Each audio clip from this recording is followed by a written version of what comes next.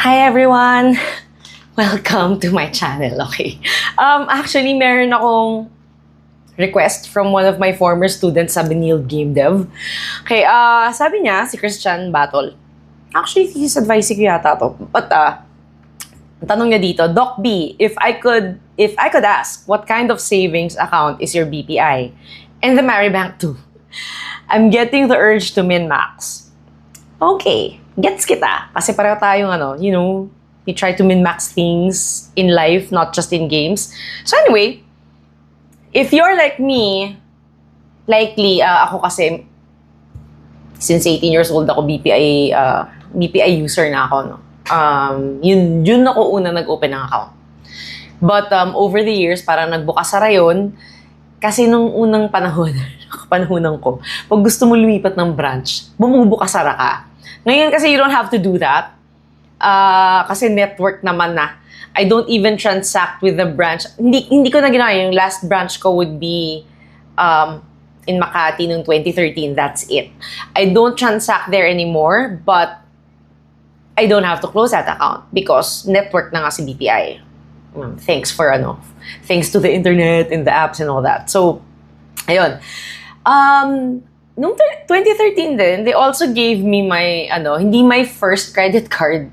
That was in the 2000s pa with Metrobank. But they gave me a pre-approved credit card. This one, BPI Rewards. Yeah. Blue siya. And I've never upgraded it, no? Dito ko isa-start yung pag-min-max. It's the blue card. It's a very, very, very basic card. So, ang base math niya is 35 pesos equals 1 point. Ngayon, tong points na to, makikita mo siya sa app. Mamaya ko i-explain. So, kung mahina kasi siya kumuha ng points, kasi nga ito nga yung pinaka-lowest tier ng rewards, BPI Rewards program. So, parang to earn 1,000 shopping credits, you need roughly 20 to 25,000 points. Yun. So, parang, kung gagamitin mo lang to for daily spend, hindi siya sulit, no? I mean, if you compare it to cards like Maya Black, grabe mag-accumulate ng points yung Maya Black ko, no?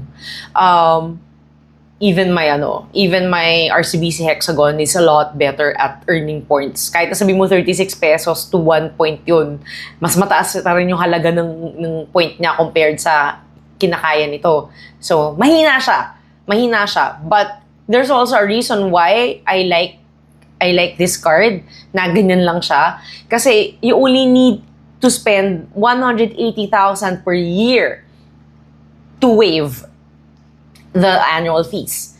So, hindi mo kailangang problemahin yun. Now, kung hindi ka naman umabot dun, 1,550 lang naman siya per year. Diba? Parang hindi masakit sa bulsa, hindi masakit sa puso. So, yun siya. Weak siya, but, diba? But, again, let's go to where we check the points. So, 35 to 1 siya, at check mo yung points mo for all BPI cards sa Vibe app. Di ko alam bakit pinaghiwalay pa nila yung BPI app tsaka yung Vibe app. Pero anyway, parang ang nangyayari, yung Vibe app, dyan ka magre-redeem ng mga points. So, you can earn points through the use of credit card, of course. Again, use of credit card. Siya din yung nag-earn ng points pagka nagsa-scan to pay ka. I think kailangan mo ng equivalent doon sa scan to pay, ganyan. So, you earn 100 points for qualified transactions, ganyan. Tapos, ang pinaka-importanting part actually here, dito sa Vibe na to, aside from earning the points, kailangan gagamitin mo yung points, syempre, di ba? So, you can earn like shopping credits, something like that. Ako kasi, kung gusto ko na madali, shopping credits ko na lang. Ko-convert ko to shopping credits. And I've done that like a few times. Yung pinagsisihan ko to, wag niyong gagawin, is gumamit ng points para i-waive yung annual fee. Sayang. Kasi kung ma-earn mo naman yung 180,000 per year, waivable na yun. Sayang eh. Sayang yung points. So, wag na lang, di ba? Actually, mas mura pa kung mabayaran mo yung annual fee kesa gumamit ka ng points kasi ang mahal ng points. Medyo grind siya. Very grindy ang dating sa akin kung nag-earn ka ng points that way. So, yun. Anyway, yun nga. So, ngayon, i-prepare natin to with yung deposit account na tinatanong sa akin ngayon ni Christian. So, ang tanong niya, ano ba yung deposit account na gamit ko? Okay, so, meron akong account, multiple accounts, may joint accounts ako with my husband, but one day, napansin ni BPI na nagbayad ako ng cheque. Kasi nagdo-dorm nga ako half the week. So, parang solo dorm siya. It feels like a serviced apartment na na may tagalinis, libre internet, something like that. So, and solo ko yung room. And napansin ni BPI na, nagbayad ka ng ganito. So, nag-notif siya doon sa app. Sabi niya, do you want to try na mag-save using this account? So, check ko uli yung mga notifications just so I could screenshot it here. So, sabi doon sa sabi na, unlock rewards with BPI Saver Plus na meron ka makukuha 200 points for every, for every, basta yung 100,000 mo, pag nilagay mo siya doon, meron ka ng parang 200 points. Parang ganun yung niya, yung sinasabi niya. Diba? Save at least 100,000 to earn 200 BPI rewards points. Ganun siya. But, there's a multiplier. Actually, to account na to, at 50,000, na if you hit 50,000, may interest siya. Pero wala tayong pakialam doon sa interest na yun. Napakaliit na bagay nun. Parang, napaka-minuscule na amount. So, ang earning niya ng points na would be at 100,000. Sa trinay ko, I think, April nag-deposit ako 100,000. End of April, I got 600 points. Just for having 100,000 there, and it's more than what it was before, which is 0? Nung ano ba yun? 0 siya nag-start, syempre. Tapos niligyan ko ng 100,000. So yun, nag-earn na siya ng 600,000 from there. So sabi ko, tapos tingnan ko yung multiplier niya. So kasi ang multiplier niya, 2 points. Yan, parang 2 points per 1,000 pag 0 to below 2,000. And then, pag 2,000 to 29999, 4 points per 1,000. Tapos pag 3,000 and above, 6 points. Okay. Again, nag-roll na yung I think March pala yung yung una kong deposit, and then April, and then dumating na yung May. Medyo matagal kasi siya mag-credit, like maybe mga 10 to 15 days after the end of the month. So, yun, tiningnan ko ngayon. Yung May ko, I have 618 points. Tama ba yan? 618 points yung binigay niya for May. Because I added 3,000 pesos nung April. Diba? So parang passive points generation siya, basically. It's not so high, but at least it's good enough, no? Na passive siya. Okay, then, yun. Pag pinair mo siya with your credit card and your scan to pay, yung mga bayad ko sa cafeteria namin, ganyan. Yun nga lang, hindi ko matodo kasi meron din siyang faculty discount. So, I'm happy about that. So, pero pag ganun, Maya na yung ginagamit ko kasi mababa. Pagka below 150 or below 250, Maya na ginagamit ko. And then, pagka medyo malaki-laki siya, like, kumain ako ng bongga, ayun, mga pagka 250, ganyan, vibe yung pinagsascan ko. So, yun. Alright, so, balik tayo sa credit card na i-combine ko ngayon yon. Bakit hindi ako nag-upgrade nito? Originally, actually, I wanted to upgrade to the BPI Visa Signature because sabi nga naman nung mga bankers, bagay sa lifestyle ko. Kasi ang hilig ko kumain. So, malamang di-discount ako kasi uso kasi sa sa BPI, yung mga higher tier cards na magdi-discount na 50%, ganyan. Hindi naman ako ganun kalakas kumain kung dalawa lang kami ng husband ko. So, hindi ko pa rin nakikita yung point. Kasi, okay sana si BPI Visa Signature kasi, siya you get 2 points for every 20 pesos sa transaction mo. So, you get also airport lounge access, simplified Korean visa access, but since I have Maya Black and I have my RCBC Hexagon card, I get all of that without paying annual fees. Diba? So, parang, ayoko din naman gumastos ng 1.2 million para lang i-waive yung annual fee ni Signature Visa. But I do have friends na ginagamit nila yung Visa Signature card nila sa business. Oo naman, gagamit ka naman nun.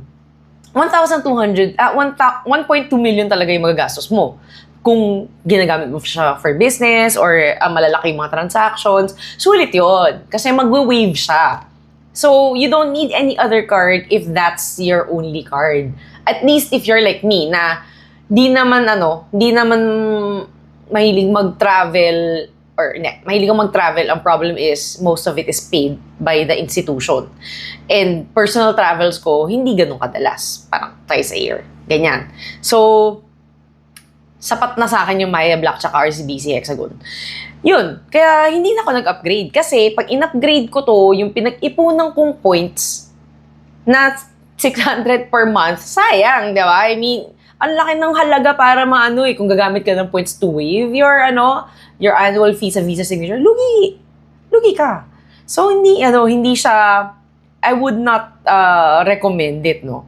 So, ayun. Anyway, ang dating naman kasi ni Visa Signature, parang if I'm building an RPG character, that would be a very expensive fast travel build.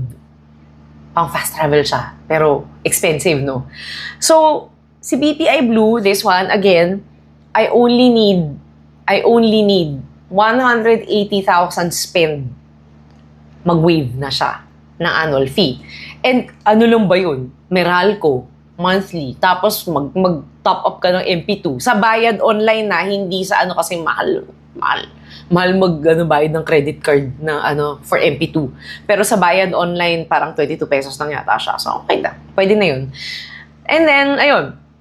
If you want na to retain yung trajectory mo na kumikita ng points, yung Saver Plus account, plus yung credit card mo na Blue, huwag ka mag-upgrade. In fact, wag ka rin mag-upgrade to Gold kasi pareho lang sila. Ang lamang lang yata ni Gold kay BPI Blue is meron siyang eligible siya for simplified Korean visa. Pero 35 pesos to 1 point din siya. Lugi, di ba? So, wag na. Ganun. Tapos, syempre, again, to maximize this, meron ako ultimate survival mechanic for this, the hard boundary.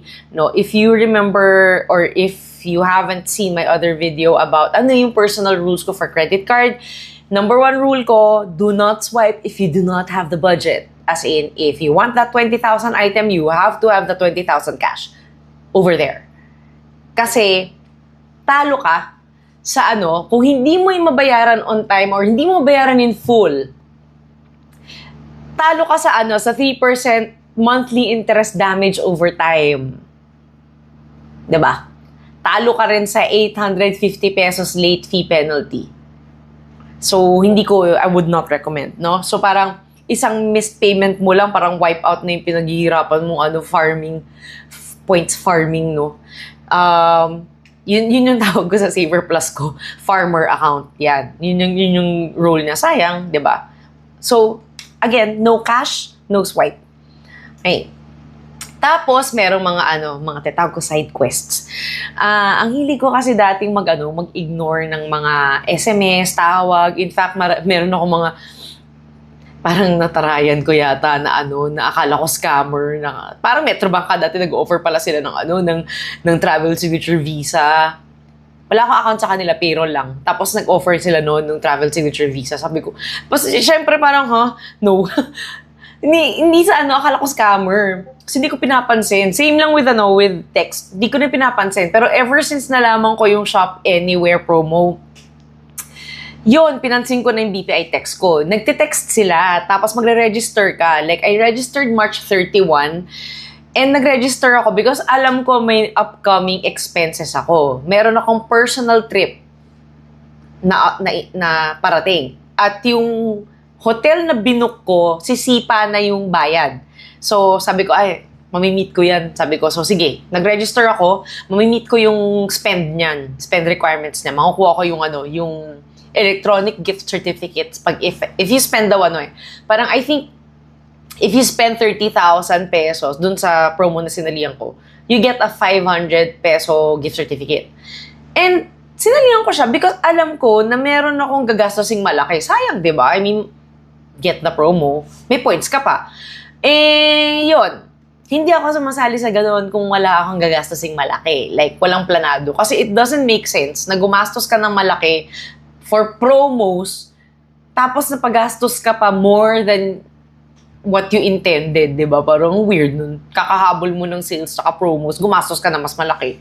So, sumali lang ako because there are things that I will have to pay for. Anyway, so yun. Pero yun, in case na you have like big bills na parating, okay yung Shop Anywhere promo. Tapos, meron din silang for the vibe, lagi ako sumasali doon sa Daily Merchant. Tawag ko sa kanya, Daily Merchant Buff. So, lagi ako may scan to pay pagka may 150 or 250 and above na na transaction, papasok yun. Kasi 100 points din yun. Sayang, diba? Yun. Kaya, sulit na sulit siya. Meron siyang meron akong table dito, thanks to Gemini for helping me collate the information.